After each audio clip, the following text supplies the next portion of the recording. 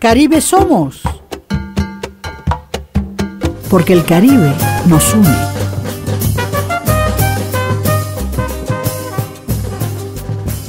Caribe somos, y Caribe somos una vez más, como todos los sábados, aquí en Radio Funglode, de 12 a 1, y todos los lunes de 8 a 9 p.m.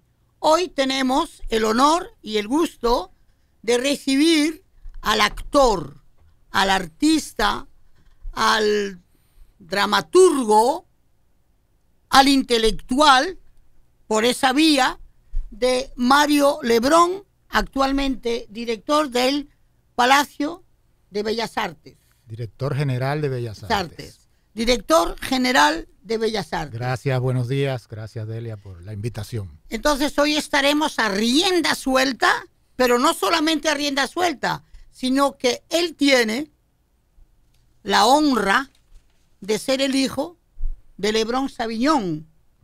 Mariano, uno de los mayores intelectuales, filólogos, lingüistas, humanistas, diría yo.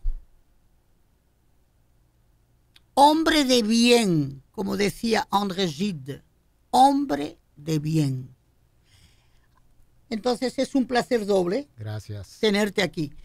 Pues es un honor doble para mí. Bueno, sí, bueno. Entonces, queridos amigos, siempre el Caribe nos sorprende. Y esta vez nos ha sorprendido mucho más con Fiona. Hablaremos más adelante de todo lo que destapó Fiona. Pero eso será para un momento específico, porque primero arte y cultura. Judith Rodríguez se tira con un disco, la Rodríguez, así que comentaremos eso. Y también otra sorpresa del mundo societal dominicano, Claudia Messina, artista plástica y visual. Pues Claudia Messina se va para Ottawa a presentar una exhibición en el marco de Latin American and Caribbean Roots Art Exhibition.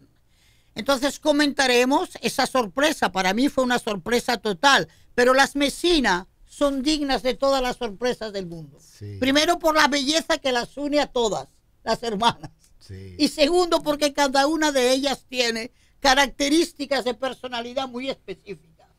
Es correcto.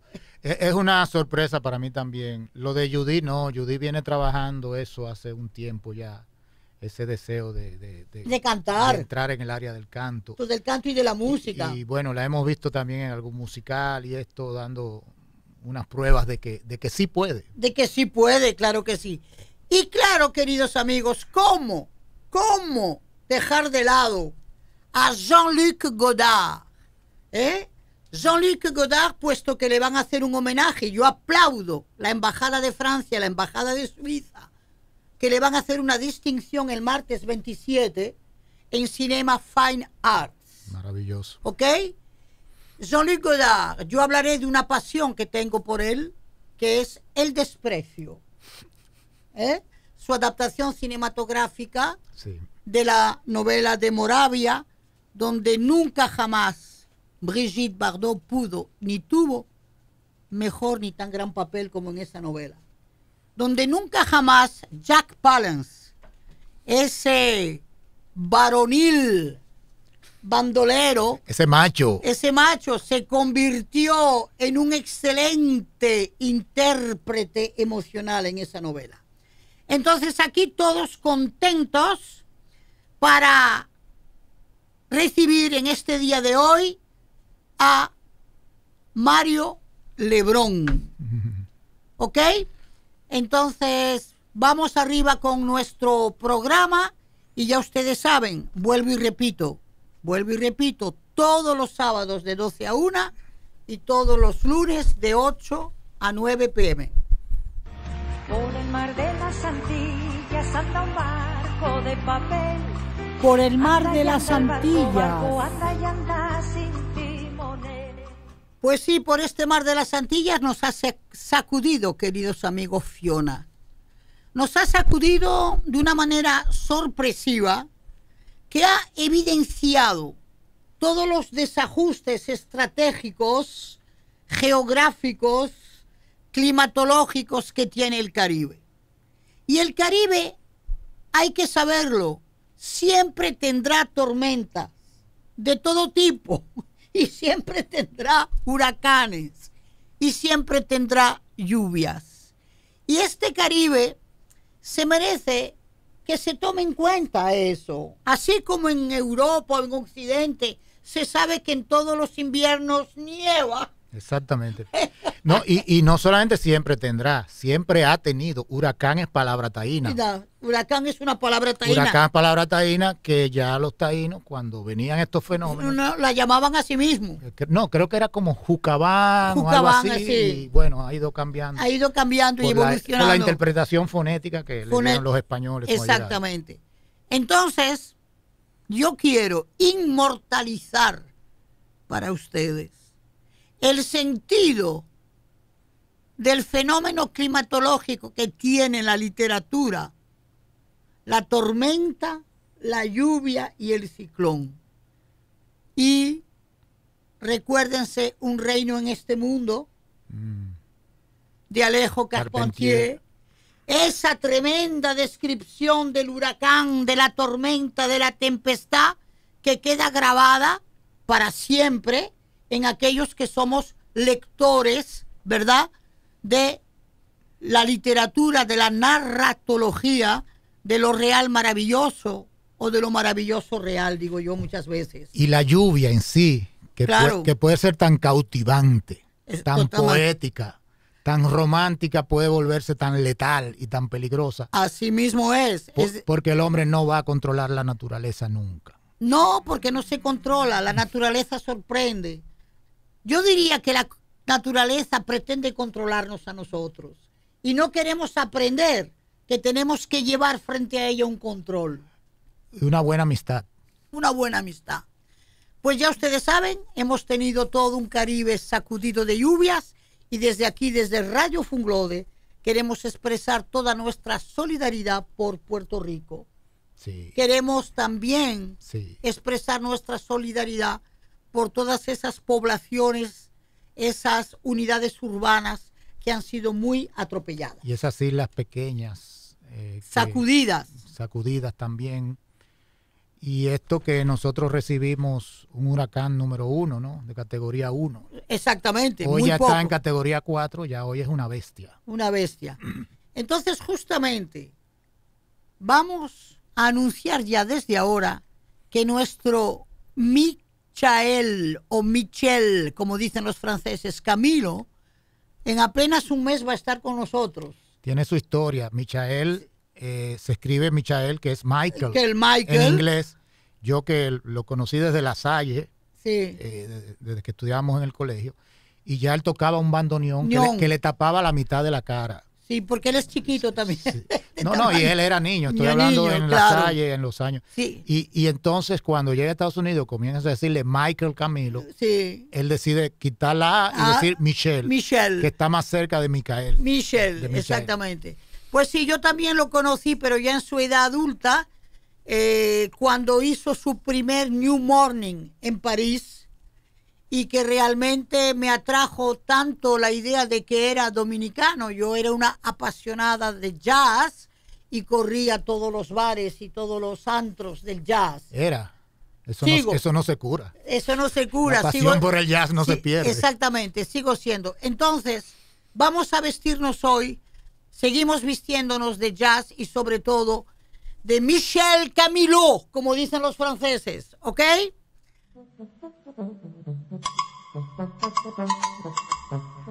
De Quisqueya al mundo. Pues sí, pues de Quisqueya al mundo, con esa sorpresa que siempre nos da República Dominicana, pues Claudia Messina se va para Ottawa a presentarse en una convocatoria internacional. Ella, que nunca había tomado un pincel, descubre de repente que tiene esa posibilidad, que tiene ese duende y que tiene esa atracción por el color, la forma y sobre todo por una obra signográfica que, aun siendo una obra abstraccionista, constructivista, porque es muy geométrica, es muy signográfica de línea y sobre todo con todo el discurso del color, donde siempre imperan los colores azules. Y me gusta mucho lo que ella dijo. Dice, soy abstrata tropical, caribeña. Mis pinturas simbolizan lo que siento por este trópico. Yo nunca podría pintar en blanco y negro, jamás.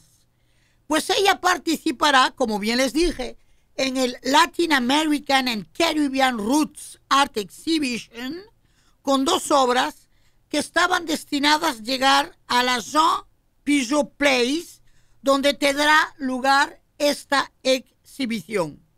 Dice ella que eligió esas obras de formato redondo, sin marco y con una terminación consagrada, hasta la pared, porque dice que todo está colgado con naturaleza y con respiro, sin marco y circular. Entonces, vale la pena observar que habrán más participantes en esta exhibición, porque es una exhibición colectiva, donde podremos contar con Carmen Buteler y Silvia, compadre de Argentina. También vendrá Héctor Tobar de México. Es decir, una gran prueba para esta abstracta tropical, que por naturaleza y temperamento no es nada abstracta. Sí, te puedo decir algo, no con relación específicamente a Claudia, pero hay mucha necesidad en adultos que no estudiaron arte por estudiar arte. Sí, sí. En Bellas Artes permanentemente recibimos peticiones. Y entonces hemos organizado unos talleres para adultos. Sí, sí. Porque ya dentro del plan académico no es posible, pero sí estamos realizando en Claro. algunas escuelas talleres para adultos, y es increíble la cantidad de gente ya, vamos a decir, hasta contemporáneos de nosotros, Sí. que quieren aprender a pintar o a tocar Claro. guitarra o a hacer algún instrumento. Sí, es que la madurez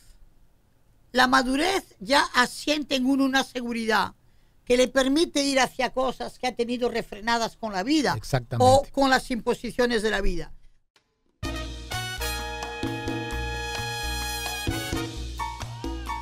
De par en par.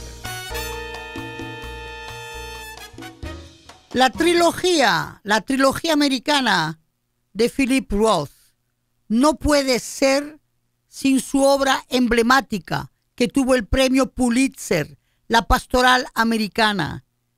Invito a la juventud dominicana, a las nuevas generaciones dominicanas que tienen tantas familias en Estados Unidos, Gustavo, que lean esta novela, porque con esta novela van a comprender lo que era el Estados Unidos de los años 60, en plena tensión, en pleno gobierno de Johnson, y la historia de ese padre extraordinario, tan perfecto, que tiene que enfrentarse al desarrollo de su familia y asumir a una hija, Mary, que le provoca un escándalo porque se pronuncia por la guerra del Vietnam, pero en contra de la guerra.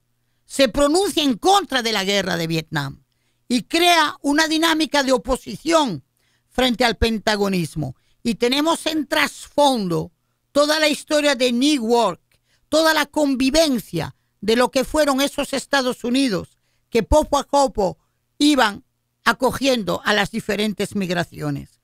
Yo aconsejo esta novela porque los Dominican York, los hijos de dominicanos y los mismos dominicanos tienen que saber lo que fue el sueño americano, hasta dónde llegó ese sueño y cómo rompió ese sueño con la guerra de Vietnam y cómo se rompió con la crisis económica. No se olviden está en una edición de bolsillo, La Pastoral Americana de Philip Roth. A rienda suelta. Aquí estamos con el actor Mario Lebrón. Yo quiero primero arrancar con el actor, porque es el actor que yo conocí y hoy es director general de Bellas Artes. Pero a mí lo que me importa primero es el actor. Mario, primero quisiera que abarcaras, porque siempre quiero darle aperturas para la juventud, ¿cómo se pudo desarrollar en ti la vocación, el instinto o las ganas de ser actor? Es que nació siendo yo niño, muy niño, viendo series en televisión. Piensa que yo fui niño, muy niño, a finales de los 50 y principios de los 60. Aquí, cuando yo comencé a ver televisión, habían 2 canales de televisión, que eran Radio Televisión Dominicana y Raintel, Radio HIN Televisión, Canal 7. Esos 2 canales incluso tenían horarios limitados. Abrían a las 12 del día y cerraban entre 11 y 12 de la noche. Entonces no era la televisión 24/7 que tenemos hoy. Algunas de esas series que daban, muchas eran de media hora. Sí. Me llamaba la atención, sobre todo cuando yo vi actores que trabajaban en 2 series con personajes muy distintos. Por ejemplo, Roger Moore estaba en una película llamada Ivanhoe. Sí. Y estaba en una película llamada El Santo. Pues claro. Y en una serie, eran series. Pero en 1967-68 estuvo aquí la compañía de teatro María Guerrero de Madrid con un repertorio de unas 5 o 6 obras. Recuerdo incluso a Julia Trujillo, Antonio Ferrandis y a Carmen Bernardos como los 3 estelares de esa compañía. Y presentaron obras de Valle Inclán, de Miguel Mijura, no recuerdo las otras. Y yo veía, mi papá me llevó a ver toda la temporada. Mariano Lebrón, su papá, como bien Mariano Lebrón Sabiñón. Esa compañía la trajo Enrique Rodrimur, que era un gestor cultural español que vivió aquí mucho, bueno, murió aquí. Y ahí yo comencé ya a encantarme. El encanto te vino de la tabla, te vino de la cortina. Del telón. Y de la obra en vivo. Entonces, pero esto es lo que acaba de decir Mario, es muy importante. Primero, la televisión, ¿verdad?, te suscitó una mística a través de actores. Sí. Te atrajo. Pero de esa mística después aterrizas en el encanto. Es correcto. Ok. Esto es muy importante. Muy buena forma de explicarlo, claro. Esto es muy importante. ¿Por qué es muy importante? Porque ya ahora te voy a hacer la pregunta que yo tenía reservada, pero porque lo has dicho te lo digo. No es igual actor de televisión y cine y de teatro. No es lo mismo. No, son 3 técnicas diferentes, pero cuando me preguntan, y así hay una tendencia entre los actores que le preguntan a uno, ¿tú eres actor de cine o de teatro? Digo, no, yo soy actor.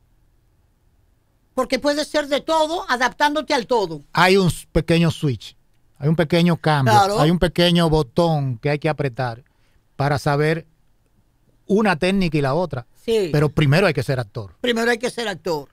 Entonces, Mario, si primero hay que ser actor y tuviste ese encanto gracias a ese padre que te lleva, gracias a esa compañía que viene, gracias a ese telón que se abre, entonces, ¿cómo llegas? Bien, eso es interesantísimo porque yo en 1971, estando en el penúltimo año del colegio, llega el hermano Otto Coro. Otto Coro era un hermano de La Salle, cubano.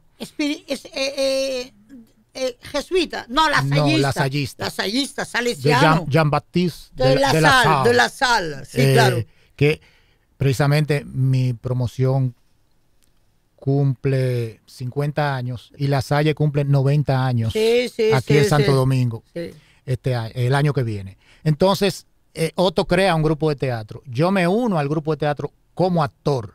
Buscaban electricistas, carpinteros, dibujantes. Manos. Dibujantes, porque entonces hacíamos telones pintados. Claro. No escenografías, sino un telón pintado con una imagen de un portal o de una sala o lo que sea. Yo entro al grupo como actor entendiendo que estoy entrando a un teatro de colegio, de hacer veladas y que los padres se sintieran orgullosos de ver a sus hijos en el escenario. No fue así. Otto nos engañó y se lo agradezco mucho. Comenzamos a hacer un teatro serio. Nuestra primera obra fue Yo Bertolt Brecht, de Máximo Avilés Blonda. Yo Bertolt Brecht.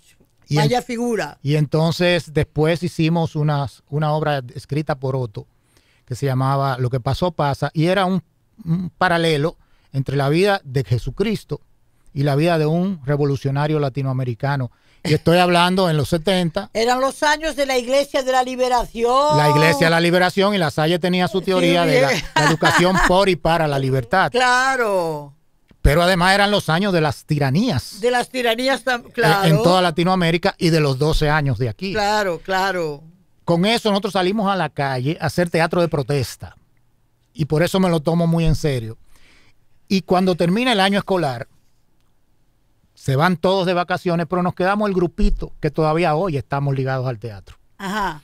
¿Y quién estaba contigo en ese grupito? Después entraron en ese siguiente año que llegó Rómulo Rivas al país. Sí. Un actor, director, profesor venezolano, que fue el gran gestor del Teatro Popular Dominicano de los años 70.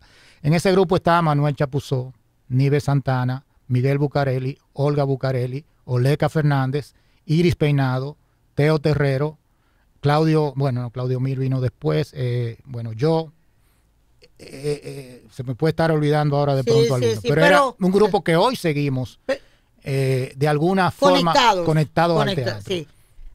Mencionaste a Iris Peinado, que hoy está en Italia. Oleca Fernández, que se fue a Francia. Terrero, que sigue siendo tu panaful. Mi socio, mi amigo, y mi hermano y mi compadre. Y tu compadre, ¿verdad? Entonces ese grupo sigue siendo conectado. Vayamos al oficio. Una vez descubierto todo eso, una vez entrado por intuición, por ganas, por autodidactismo y exigencia propia, ¿cómo viene tu formación dramática? Porque formación dramática, en el sentido etimológico de la palabra, dramas significa en griego acción. ¿Verdad? Entonces, ¿cómo accionas? Tanto en cuerpo, en palabra, en movimiento, en voz. Mi escuela fue Rómulo, porque Rómulo vino aquí no solamente a dirigir una compañía de teatro. Bueno, Rómulo vino antes del grupo de La Salle, que pasó de llamarse Teatro de La Salle a Teatro Estudiantil. Con el ingreso, pues La Salle entonces era masculina, solo éramos varones. Oye, entonces se buscan de otros colegios. Ahí entran un grupo del Santa Teresita, donde entran Iris y Oleca. Sí. Y estaba también Ingrid, la hermana de Oleca. Estaban las hijas de Juan Ducudrey, la chica y la nenita, de don Juan Ducudrey, un gran hombre nuestro. Y el maestro fue Rómulo. Rómulo nos daba. Nosotros estábamos en el colegio, después que salíamos de clase a las 12:30, volvíamos a las 3 y estábamos hasta las 10 de la noche.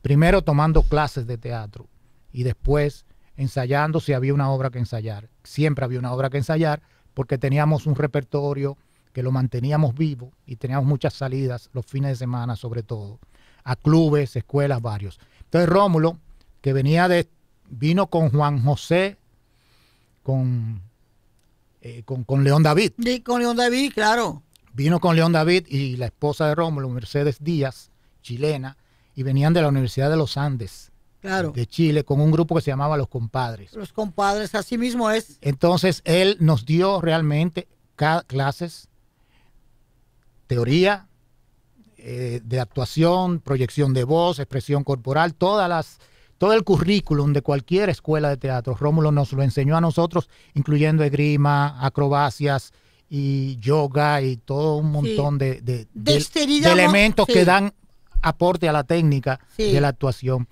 No pasé a una escuela oficial, entonces la única escuela oficial era la de Bellas Artes. Sí. Y primero habían dos cosas. Mi mamá, diferente a mi papá, pero entonces ellos estaban divorciados y yo vivía con mi mamá no quería que yo hiciera teatro. Porque vio que el teatro era una tentación muy grande para mí. Sí. Y había que estudiar una carrera eso es el caso tradicional. Eso es el caso de muchos.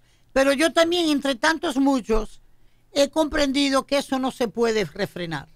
No. Que no se puede refrenar. El que es actor va a ser actor. Quien quiera ser actriz va a ser actriz.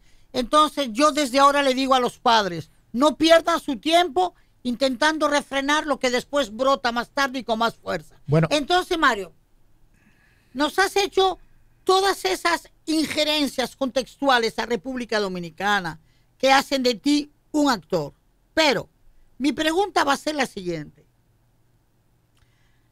¿A partir de qué momento y con qué obra tú dices, te sientes caracterizado como Mario Lebrón actor? Te va a gustar mucho. El médico a palos de Molière. Oh la la, le médecin malgré lui. Ah, sí, esa es la obra que te caracterizó. Sí, yo recuerdo, y voy a hacer la anécdota, dentro del grupo Rómulo hace un casting. Sí. Hace una audición a ver a quién le da el papel de Sganarelle. Sganarelle. El gran personaje de Molière. Y estamos, un compañero, Eduardo Loace, tremendo actor, pero dejó el teatro, y yo como opciones para Sganarelle.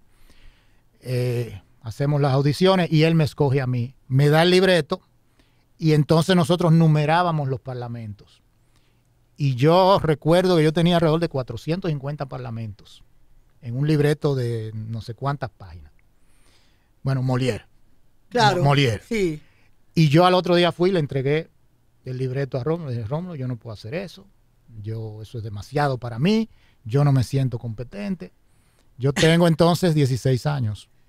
Rómulo me sentó, cerró la puerta, era un aula de La Salle, cerró la puerta, me sentó en un pupitre, se me paró al lado, yo lo veía gigante. Gigante, sí. Lo veía inmenso, porque además era mi maestro que yo admiraba. Ajá.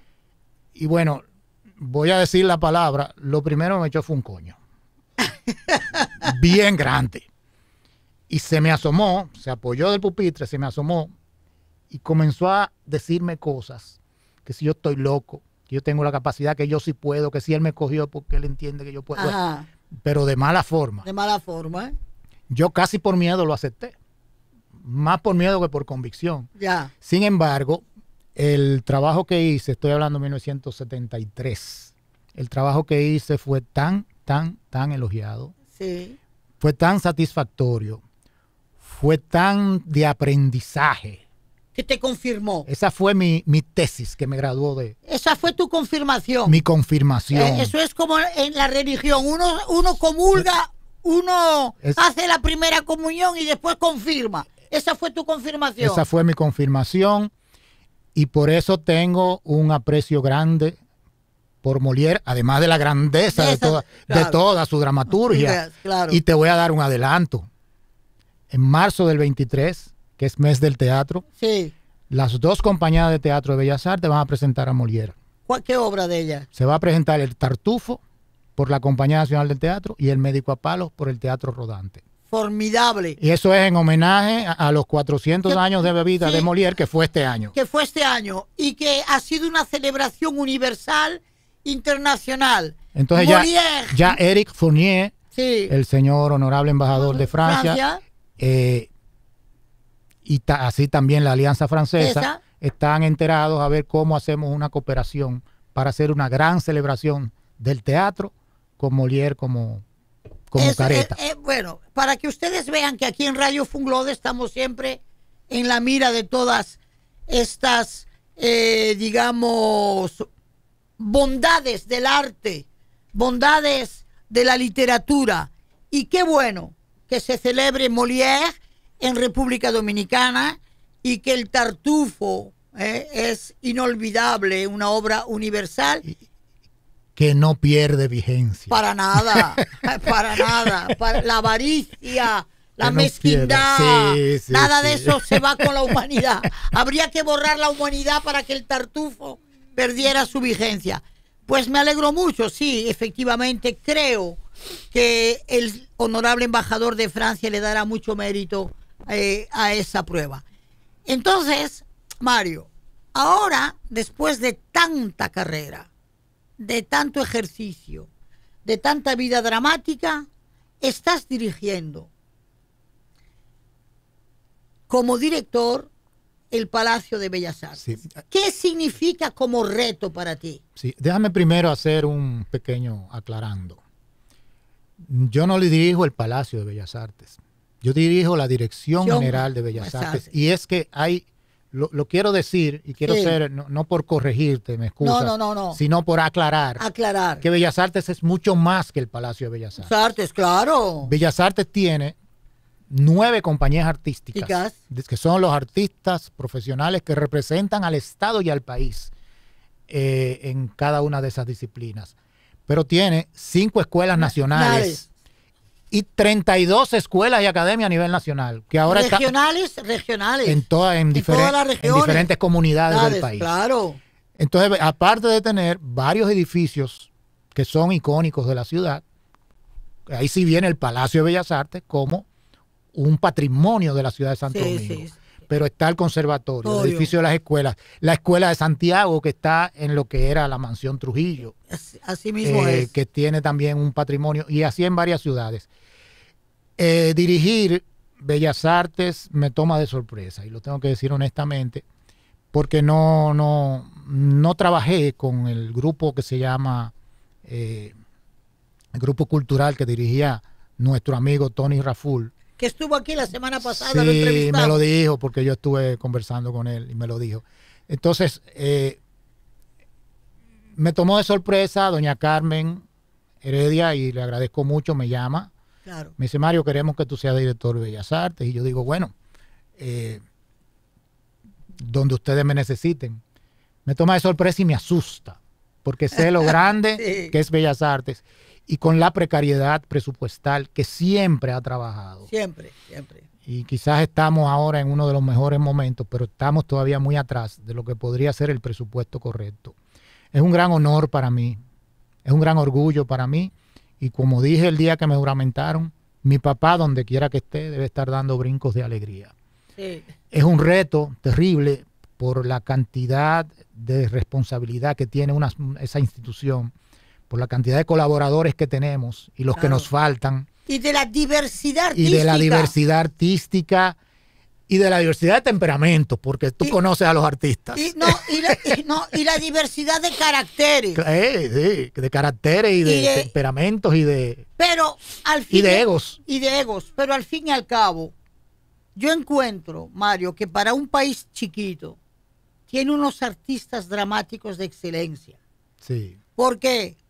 Por ejemplo, Orestes Amador es brillante. Un rompecabezas, pero es tan brillante, es tan de verdad. Pero Vicente Santos también. Vicente Santos. En fin, tantos y tantos, ¿verdad? Que están. Mencionaste a Judy. A Judy, ¿verdad? Entonces, creo que de todas maneras para ti también es un regocijo y es una alegría. Es una gran alegría, Delia, y de verdad, ya con mis 66 años arriba, yo pienso que tengo la oportunidad de dejar una marca, además de mi historia en el teatro, que está ahí, y que no me la borra nadie, y además he trabajado con grandes artistas nuestros, con quienes he compartido la escena, tanto en cine como en las tablas. Es dejar alguna huella de que algo de Bellas Artes yo pude mejorar. Algo podrás mejorar y ya lo estás mejorando, pero no hables de tu edad, porque tu edad todavía dramáticamente puede mucho. No, el actor no tiene edades. Siempre hay un viejito en una obra. El actor no tiene edad. Y aparte de tener un viejito, te voy a dar un secreto. Yo, que tuve la suerte de hacer algunas lecturas públicas y puestas en escena contigo, que me has dado el honor No, que fue una alegría para mí esas conferencias dramatizadas. Conferencias dramatizadas hicimos. Yo hablaba de Marguerite Duras o de Césaire y ellos interpretaban. Pero te tengo una reserva. Ajá. Te quiero en Pérez Galdós. Vale. Y, óyeme, una lectura puesta en espacio. Pérez Galdós y la Judith taconeando coja en Fortunata. ¿Dónde está el contrato para firmar? Vamos a hacer una... Porque hay que volver a Pérez Galdós. Claro. Y hay que sacar ese drama que aterrizó en Buñuel y en Catherine Deneuve y etcétera, etcétera. Bueno, amigos, ustedes comprenderán que esto podría ir sin límites cuando de artistas y de personalidades como Mario Lebrón se trata. Agradecemos mucho tu presencia, Mario. Gracias. Y seguiremos hablando, porque ya nos has dado, ¿verdad?, la primicia de que vamos a por Molière y vamos a por él. Vamos a por él. Y vamos a por él. Entonces, aquí, desde Radio Funglode, la radio de la proximidad, en tu programa, que también es el mío, Caribe Somos, seguiremos ahora hablando con Mario de Mariano Lebrón Saviñón, que es su papá. Pero yo diría que bajo esa responsabilidad del nombre, como me dijo un día el nieto de Camus, tendremos la fuerza de evocar con él, sobre todo, al maestro. Y un maestro es a veces mucho más que un padre. Con ustedes, Delia Blanco.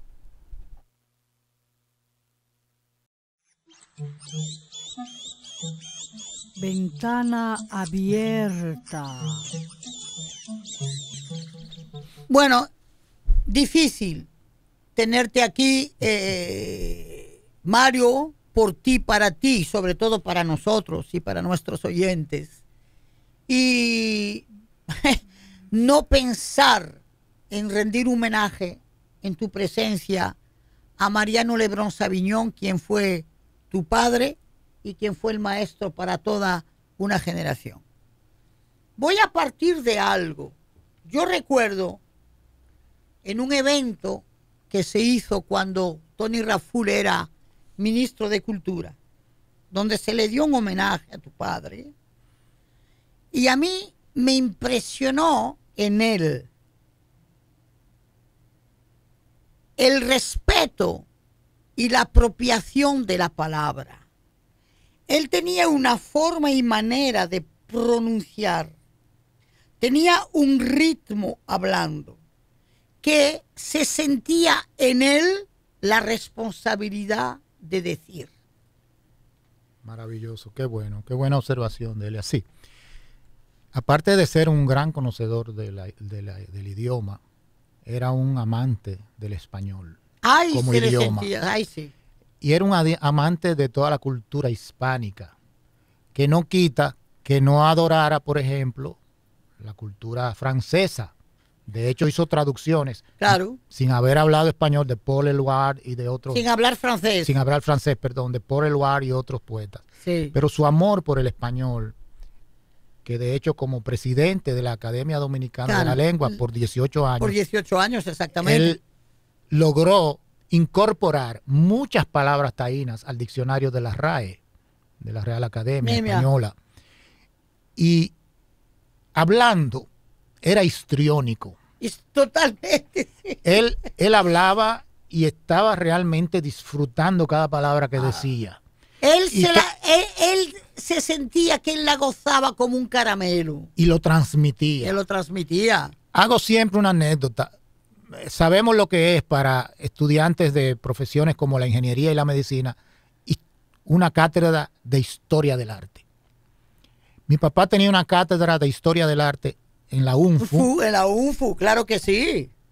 A las 12 del día de un viernes.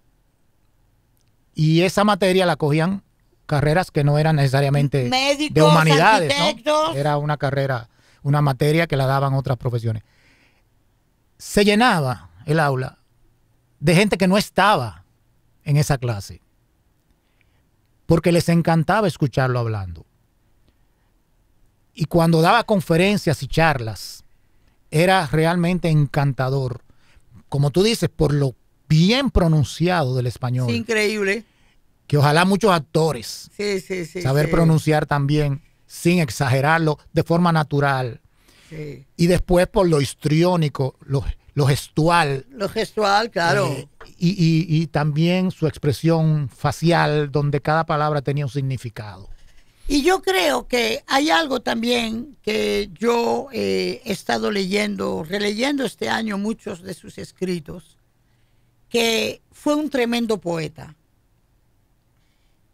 Pero hay algo en él, en sus ensayos, que tiene ese fundamento, como lo tuvo Enrique Sureña, es un humanismo soterrado. Él era un humanista. Pero no soterrado, no, lo era. Lo era. Lo era por convicción.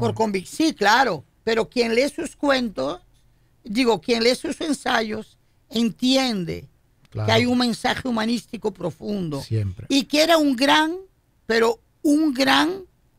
americanista. Y que aparte de ser un gran americanista, tenía lo que más me gustaba de él en su manera de ser, era que para él la hispanidad, que es una palabra, hombre, que fue muy cuestionada y que es muy cuestionable, pero todo depende de quién la lleva, esa hispanidad. Y llevada por él, era como una especie de síntesis de lo que España es en el mundo a nivel universal y lo que el mundo hispano le da a España en la perspectiva universal. Es decir, que en él la hispanidad es como una síntesis aclarada de una parte de la civilización universal. Y lo es. Y lo es. Y claro. lo es. Pero él lo asumió. Recuerda que España fue un eje central de una etapa del desarrollo de la humanidad importante. Claro. Sobre todo su cercanía con África y la entrada de mozárabe, judío y todo a Europa vía la península ibérica. Su padre, mi abuelo, era español gaditano de Cádiz, de Medina Sidonia, y era poeta. A pesar de que era un comerciante, era poeta.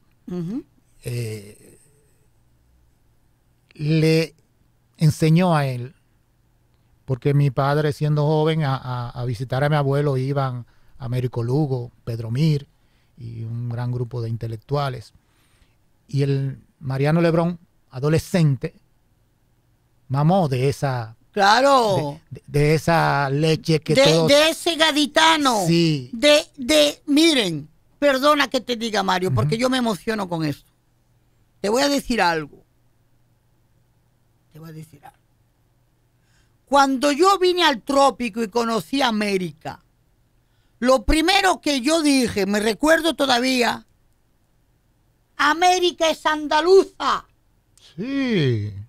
Porque siempre se habla de Castilla, pero tú vas a La Habana, al malecón de La Habana, y estás en Cádiz del otro lado.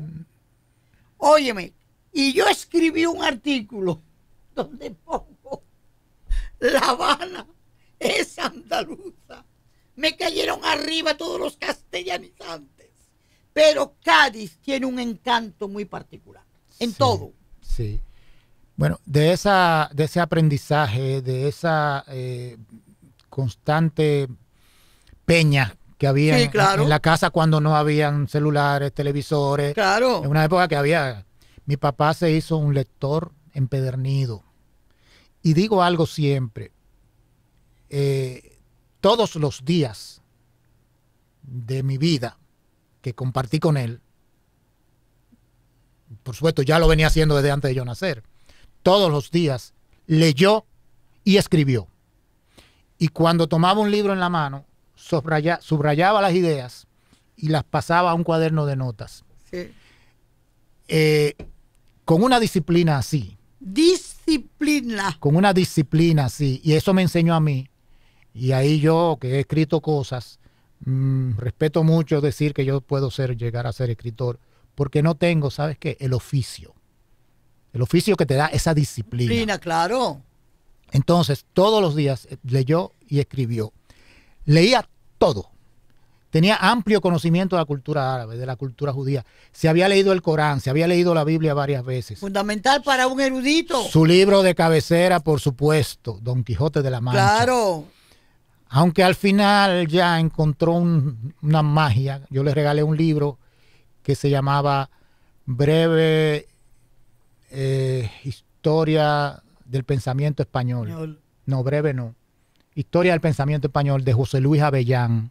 Sí. Padre del anterior embajador de España aquí en el país. Claro. Que cuando nos descubrimos, él y yo, digo, Avellán, pero usted qué es de José Luis Avellán.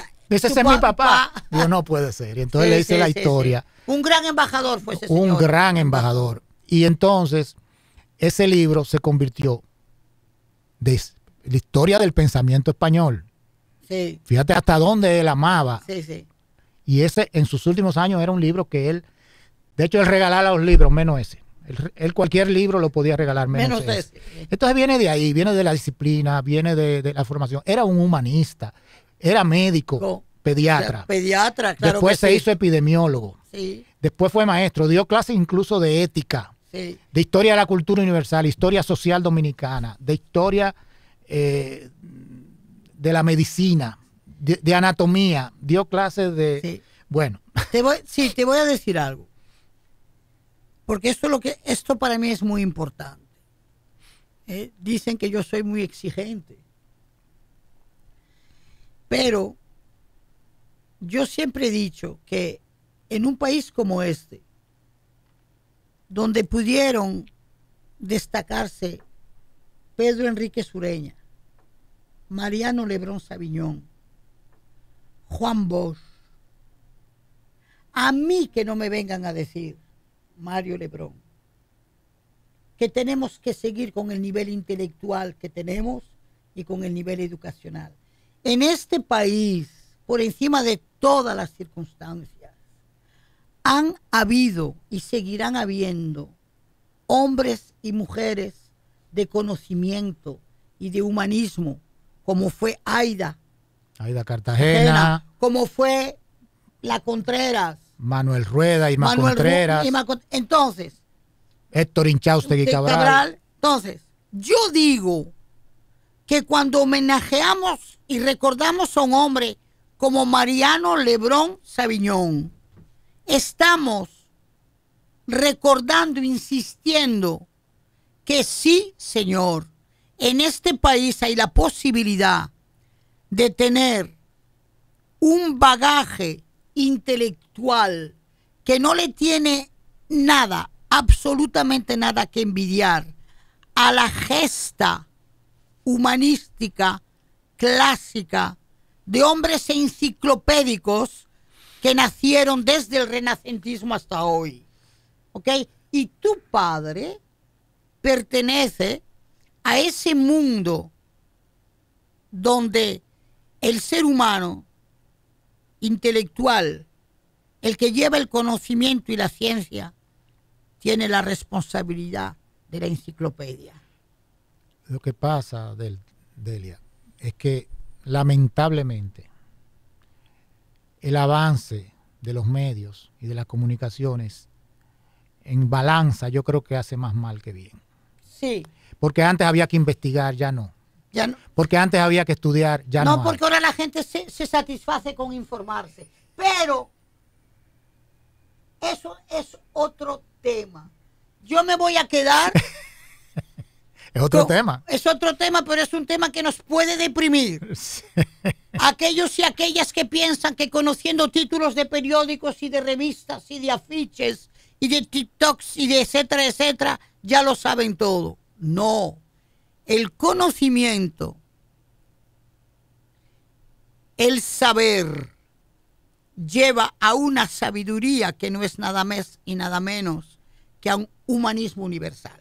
Y tu padre pertenece a ese camino. Por eso, para nosotros ha sido un placer poderlo evocar a través de ti. Fue realmente un gran hombre, un gran humanista, no hay duda de que fue un gran humanista. Decía Alvarito Albelo, que lo admiraba mucho, sí, que era el Pedro Enrique Sureña de la segunda mitad del siglo XX. Pues mira, cómo yo de manera indirecta lo menciono. Lo juntaste en un mismo paquete. En un mismo paquete, porque para mí son dos. Es Don Pedro antes y tu padre en la segunda. ¿Qué sucede? Que ahora tenemos que llegar más adentro de la obra de Don Mariano. Y esa obra tiene que llegar a ser más estudiada, más presentada, más colocada en las nuevas generaciones. Hay un gran trabajo de difusión y hay que razonar su pensamiento. Contamos contigo y contamos con tantas instituciones que quieren con el tiempo reforzar cada vez más la marca país. Mariano Lebrón Saviñón hace tiempo que es una gran marca país. Con ustedes, Delia Blanco, aquí en Radio Funglode, la radio de la proximidad, y en tu programa, que también es el nuestro, y hoy es mucho más, porque también es el programa de Mario Lebrón. Gracias, Delia, y que pasen un feliz resto del día. Francofonía de las Américas. Francofonía des Amériques. Francofonía de las Américas te invita este martes 27 al Cine Fine Arts, la Embajada de Francia. Todos los cinéfilos del país, todos los amantes de la nueva ola, de la Nouvelle Vague, irán a rendir homenaje a Jean-Luc Godard. Jean-Luc Godard, el revolucionario del cine culto, del cine de ideas, del cine experimental, el padre de la renovación cinematográfica y sobre todo el director de una novela de Moravia que él convirtió en película, El desprecio, Le mépris. No te pierdas ese homenaje, martes 27 en Cinema Fine Arts. Mar y tierra, adentro. Mar y tierra hoy no puede estar ajena a las circunstancias climatológicas que hemos tenido con Fiona. ¿Y qué quiero decir hoy? Gustavo, que la gente tenga muchísimo cuidado, que no se ponga a pensar que ya salimos del peligro, que ya empiecen como locos a tirarse a los ríos, a irse a las cañadas, a volver a las playas. Pues no. Ahora mismo tenemos que tener muchísima prudencia, pero mucha prudencia. Entonces, hay que moverse, sí, por el país. ¿Pero qué yo ofrezco? Señores, visiten nuestras ciudades provinciales. Vayan a Baní. Disfruten del centro de Baní. Vayan al Centro Cultural Perelló. Vayan a conocer la Catedral de Baní. Pero con prudencia, no se acerquen a las dunas en estos días. No se acerquen al mar abierto. Y desde Baní también pueden darse todo un paseo hasta Barahona. Es decir, conozcan las ciudades con la prudencia que tenemos que tener frente a las condiciones climatológicas. Y si vives en el Cibao, si nunca has ido a Moca, visita Moca. Si nunca has ido a Salcedo, visita Salcedo, que tiene unos murales extraordinarios. En este tiempo de peligros climatológicos, visita tu ciudad. Y los que están en la capital, vayan al cine, vayan al teatro, vayan al Museo de Arte Moderno, visiten la zona colonial, pero no se tiren a mar y a tierra abierta. Todo con prudencia. Contigo, Delia Blanco.